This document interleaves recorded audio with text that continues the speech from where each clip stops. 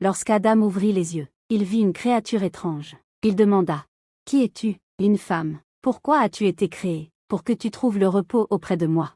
Les anges demandèrent: Comment s'appelle-t-elle? Et Ève. Dieu ordonna à Adam et son épouse de séjourner dans le paradis. Ô Adam, habite le paradis, toi et ton épouse, et mangez abondamment des choses qu'il produit. Mais n'approchez point de l'arbre que voici, afin que vous ne soyez pas du nombre des injustes. Lorsqu'Adam fut dans le paradis, Iblis chercha un moyen d'y entrer aussi, par la ruse, afin de tromper Adam et de l'égarer. Sa crainte de Ridwan, portier du paradis, l'empêcha d'y entrer. Il se mit donc à tourner autour du paradis pour voir s'il pourrait parvenir à s'y jeter un jour ou l'autre. Un jour, il vit le serpent qui en était sorti. Le serpent avait alors 4 pattes.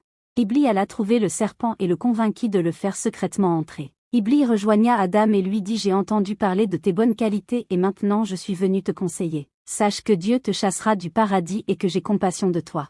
Il t'a dit de te tenir éloigné de cet arbre parce que c'est l'arbre de vie qu'on nomme arbre d'éternité. Dieu ne chassera pas du paradis quiconque mangera de son fruit. Adam dit alors: Je n'exécuterai point tes ordres. Je ne mangerai point du fruit de cet arbre et je ne cesserai point de faire ce que Dieu m'a ordonné.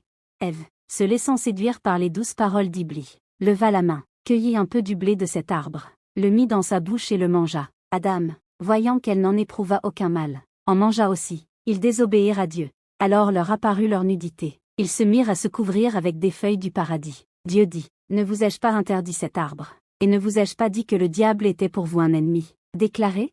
Adam et Ève reconnurent sur le champ en toute sincérité leur faute et revinrent à Dieu en toute humilité, exprimant ainsi leur soumission à Dieu et leur faiblesse devant lui. Dieu dit alors: Descendez du paradis, ennemis les uns des autres, et pour vous, il y aura une demeure sur la terre et un usufruit pour un temps. Les 4 protagonistes furent alors exclus du paradis. Adam fut envoyé en Inde, sur une haute montagne.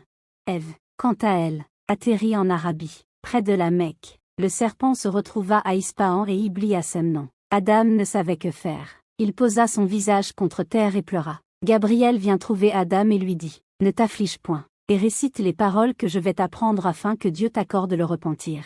Adam reçut de son Seigneur les paroles et Dieu agréa son repentir. Gabriel donna ensuite à Adam de ce blé qu'il avait mangé dans le paradis la quantité nécessaire pour se nourrir un jour et il lui dit: Voici la nourriture que tu auras dans ce monde. Gabriel enseigna à Adam à tirer le fer de la pierre et à faire des instruments de labour pour semer le blé. Il fit ensuite la moisson, battit le blé et le vana. Il en fit de la farine, puis du pain. Il en mangea après de longs efforts et une grande peine. Dieu envoya du paradis une maison de rubis. On apporta ensuite du ciel cette maison qui est la maison visitée et on la plaça où elle se trouve aujourd'hui dans le temple de la Mecque. Gabriel apprit à Adam à faire le pèlerinage. Adam et Ève n'avaient point de nouvelles l'un de l'autre. Ève était devenue triste et elle vivait pleine de chagrin. Un jour, elle regarda au loin et vit Adam arriver du côté de la Mecque. Adam et Ève se retrouvèrent dans le lieu que l'on nomme Arafat. Une joie immense les submergea. Ils retournèrent ensuite à l'endroit où Adam avait été du domicile. Iblis, de son côté, demanda un délai à Dieu qu'il lui accorda. Puisque tu m'as mis en erreur, je m'assoirai sur eux sur ton droit chemin, puis je les assaillerai de devant, de derrière, de leur droite et de leur gauche.